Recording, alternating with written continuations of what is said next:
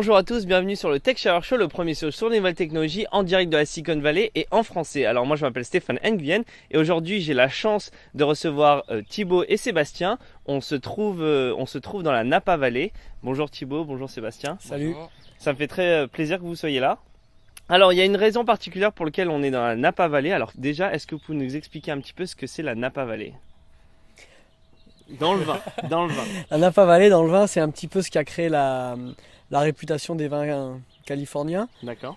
Elle est connue parce que à la fin des années 70, sous l'impulsion de Robert Mondavi, certains vignobles ont commencé à se développer en surface. Oui. Et il y a eu une dégustation assez célèbre à la fin des années 70 qui a aussi un petit peu mis sur la carte l'existence de la vallée de Napa comme une zone de production de vin haut de gamme. Pourquoi ? Parce qu'à l'aveugle, c'est des vins qui ont bluffé les dégustateurs bordelais. Et depuis ce jour-là, les vins ont été un petit peu plus crédibles. D'accord. Et ensuite, suite à cette impulsion initiale accompagnée par Mondavi, la Napa s'est développée. Aujourd'hui, il y a plus de 300 caves dans une toute petite vallée qui fait, je ne sais pas combien de kilomètres ça fait, de Napa au nord de Napa. Ça fait Une quarantaine de kilomètres. D'accord, voilà, alors Napa, c'est vraiment connu pour être la région des vins californiens. Et alors, vous êtes fondeur de Fruition Science. Est-ce que vous pouvez m'en dire un petit peu plus sur cette technologie ? En deux mots, Fruition Science, c'est une entreprise qui vend de l'information. D'accord. Et la spécificité, c'est qu'on vend de l'information à des wineries, à des vignobles. Et l'idée, c'est de les aider à améliorer le management de leurs vignobles pour améliorer leur qualité et le rendement pour leurs vins. D'accord. Donc c'est vraiment une information technologique qui va permettre de mesurer ce qui se passe dans les vignobles. C'est bien ça ? Exactement, Voilà, mesurer en temps réel. Voilà, et c'est une information d'un genre nouveau en ce sens que elle se dénote de toutes les autres informations agricoles qui sont disponibles aujourd'hui parce qu'elle caractérise la plante elle-même, au lieu de D'accord. caractériser l'environnement de la plante.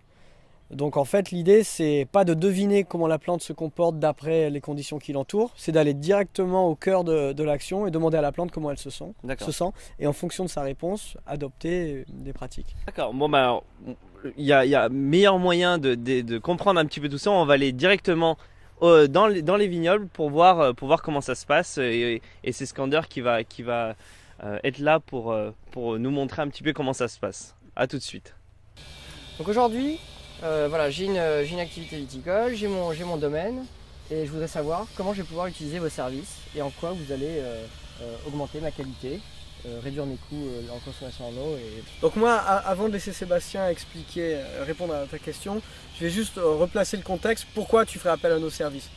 Merci. Et en fait, il faudrait que d'un point de vue viticole, tu sois un petit peu concerné par les changements climatiques. Et tu en sais que je ne le suis pas. Le réchauffement des températures, que tu aies aussi des inquiétudes par rapport à ton alimentation hydrique. D'accord. Ça, c'est sur le plan viticole, gestion du vignoble. Après, sur le plan de tes objectifs de production, tu souhaiterais certainement faire un vin de très haute qualité, c'est-à-dire un vin qui se vendra cher, qui aura un potentiel de vieillissement, qui est lié à sa coloration, à sa concentration en différents éléments colorants, importante. Et tu vas vouloir maximiser la production de ces éléments qui vont faire que ton vin aura un fort potentiel de vieillissement et sortira bien dans des dégustations un peu prestigieuses. D'accord. Si tu veux faire ça, tu vas vouloir maximiser, optimiser, je devrais dire, ton déficit hydrique, c'est-à-dire On l'avait vu un peu plus tôt. voilà, l'offre et la demande tout au long de l'alimentation hydrique de la plante. D'accord. Tu vas vouloir optimiser le vécu hydrique de la plante, c'est le terme. Si ces conditions sont importantes pour toi, alors peut-être que tu vas considérer suivre ta plante en temps réel pour mieux la piloter et pour optimiser Ça, tes c'est pratiques. important, c'est ce que vraiment vous offrez, c'est vraiment de l'information en temps réel. Et je crois que ça n'existe nulle part ailleurs.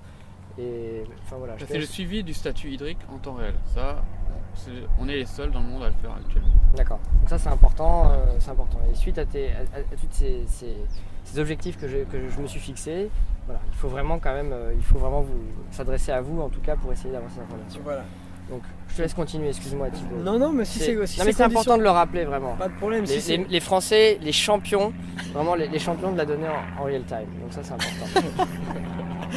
Voilà, donc si cadeau. Si ces informations te paraissent pertinentes parce qu'elles te permettront d'optimiser tes objectifs de production, à ce moment-là, on va envisager une installation d'un ou de plusieurs sites sur le vignoble. Voilà, c'est ça. Donc à partir du moment où on a décidé, ok, on a besoin d'un ou plusieurs sites, 1, 2, 3 sites peut-être. D'accord. Nos clients les plus gros actuellement ont généralement 5 sites. D'accord.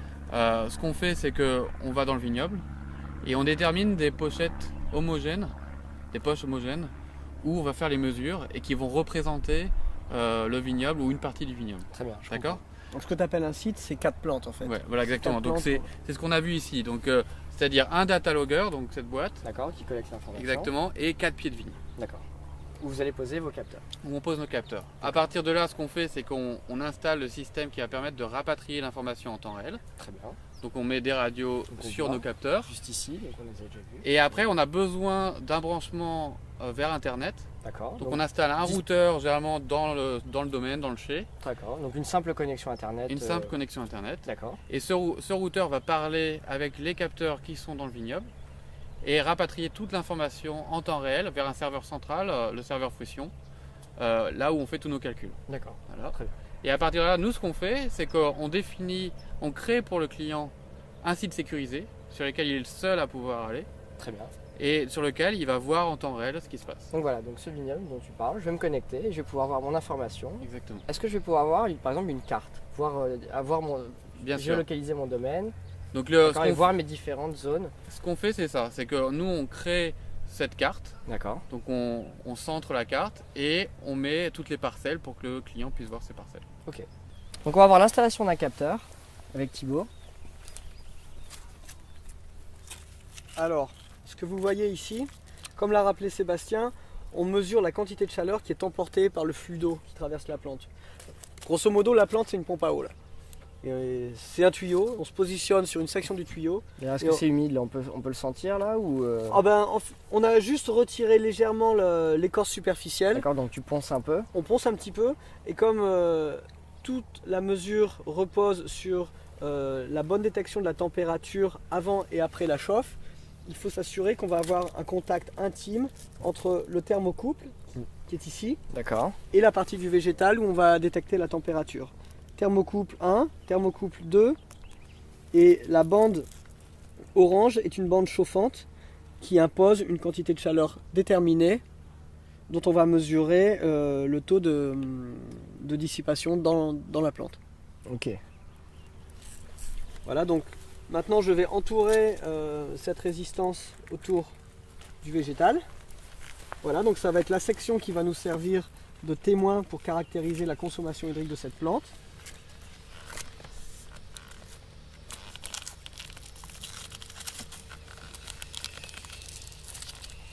Voilà, Donc là ton capteur est placé. mon capteur est placé, les thermocouples sont en contact direct avec le végétal et le ruban orange impose une certaine quantité de chaleur. Alors cette quantité de chaleur, d'où elle vient-elle?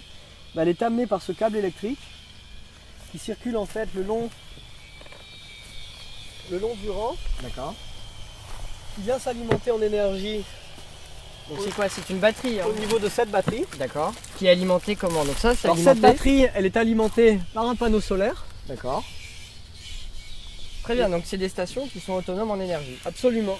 Et là, on a le data logger qui permet d'enregistrer les données mesurées au sein de la plante et de réguler aussi l'intensité du potentiel électrique qui est appliqué à chaque plante. D'accord, donc tout ça, vous pouvez le commander à distance et toutes les données sont renvoyées à des stations. Voilà, puisqu'en haut de ce poteau, on voit une Ah oui, je antenne. vois l'antenne. Donc cette antenne nous permet de propager l'information vers un routeur. D'accord. Bon, bah écoute, c'est parfait. Merci beaucoup vraiment pour toutes ces informations. Alors, on peut vous contacter sur votre site web fruitionscience.com. Ouais. Et de toute façon, toutes les informations sont disponibles sur le site. Et surtout, n'hésitez pas à revenir. On va peut-être aller pour une dégustation. Alors, je ne sais pas s'il y a un endroit que vous allez nous suggérer. On va y aller. On va y aller Parce que Il n'y a pas de problème. D'accord. Bon, bah, c'est très gentil. Merci en tout cas et à très bientôt. Donc l'aboutissement, c'est quoi? Alors du bon vin. Du bon vin? Voilà. Donc on est de retour avec Thibaut et Sébastien. Voilà, après le travail, on déguste. Alors qu'est-ce qu'on déguste, Skander? Alors c'est un Chapelet 2006. Donc Un Chapelet peut-être que 2006. Thibaut peut nous en dire un peu plus sur ce vin. Ouais, c'est Chapelet, c'est un vignoble assez historique, très réputé pour la qualité de son cabernet, du son merlot, qui est sur Pritchard Hill. C'est un petit peu le nouveau hotspot de Napa où il y a un nuage de millionnaires, même de milliardaires qui établissent des vignobles tip-top. Donc évidemment, ils sont très intéressés par tout ce qui est suivi en temps réel. Donc on s'intéresse pas mal à Richard Hill. Et donc c'est un bon représentant du vin qui vient de là. Voilà. Des vins en général très corsés, très tanniques. Ils sont très réputés. Très bien. Bon, bah voilà. Je propose qu'on parte à un toast. À la vôtre. À la santé de tout le monde et à la santé de Frichon. Merci encore les gars. Merci. À la tienne Stéphane. À bientôt. À bientôt. Voilà, j'espère que ça vous a plu, la petite démonstration avec Skander. Voilà, je voulais vous faire profiter de la vue de la Napa Valley. C'est vraiment un coup de cœur pour nous avec le Tech Shower parce que ça allie technologie et aussi le monde vigneron. Et on se retrouve nous la semaine prochaine pour un nouveau Tech Shower Show. À bientôt.